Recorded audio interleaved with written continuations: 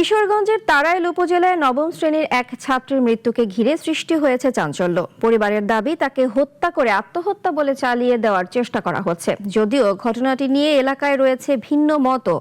এদিকে নিহতের বাবা অভিযোগ করেছেন, মামলা করতে গেলেও তা নেয়নি পুলিশ। ঘটনাটি নিয়ে এখন উত্তেজনা বিরাজ করছে পুরো এলাকায়। সহকর্মী মোস্তফা শাওনকে সাথে নিয়ে সোহেল রানার পাঠানো তথ্য ছবিতে ডেস্ক রিপোর্ট।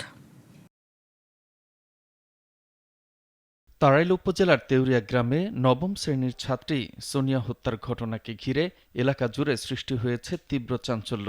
নিহত সোনিয়া ওই গ্রামের দিনমজুর মোহাম্মদ তারু খানের মেয়ে।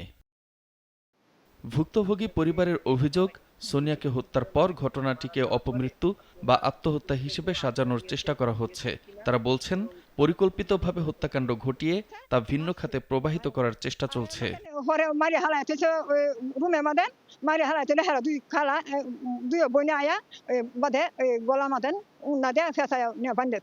অনেক নির্যাতন করে মাইরা তারে উন্না দিয়া ঝুলাই রাখছে।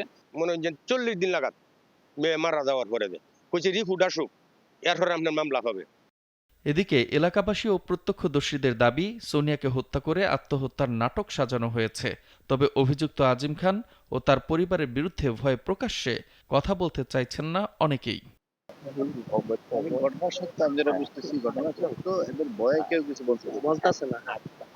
আমরা যে মানুষ না, বাবা আমরা নিরূপা না, আমরা কথা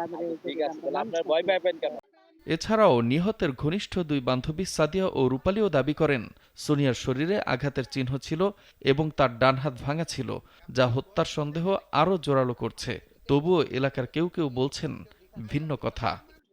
আর ওই জায়গায় লাশ ছিল, ফোনটা আমার কাছে ছিল, আজিমের মার কাছে ফোনটা দিয়েছিল। আচ্ছা, কার ফোনটা এটা? সোনিয়ার ফোনটা। সোনিয়ার ফোনটা আজিমের মার কাছে। সেই ফোনটা কি আর পাওয়া যায় নাই? জি না। তো কি বলছে আজিমের মা? আজিমের মাকে ফোন নাকি দিয়ে দিয়েছিল, কেটে না জানি চুরি নিয়ে গেছে। ও তো দুইটা ফোন এক জায়গায় ছিল, একটা ফোন চুরি নিছে, সোনিয়াটা নিছে, সোনিয়ার বাইকটা চুরি নিল না। আমরা বাইরে গেছিলাম সবাই, আমার মাথাছিরা সবাই, তার দুই বান্ধবী ছিল, সে তারা আইয়া বলছে যে সে ফাঁস লাগবে। পরে ঘরে এসে দেখি পাগুলা মারতে লাগানো, আর ওই জিল্লা বেশি ছিল আর গাড়টাই যেমনি বেঁচে নিচ্ছে। এন একটা দাগ, এন একটা দাগ, আর এই টাইন্ডে লয়ে ব্যক্তি কালা চাই, টাইন্ডে একটা কালা চাই এই দিয়ে বালা। সোনিয়ার বাবার অভিযোগ, মেয়ের হত্যার পর তিনি তাড়াইল থানায় মামলা করতে গেলে পুলিশ তা গ্রহণ করেনি।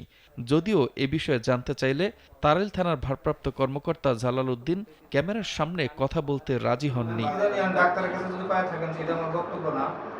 অভিযোগ আছে, মামলার প্রধান আসামি আজম খান ইতোমধ্যে দেশ ছেড়ে পালিয়েছেন।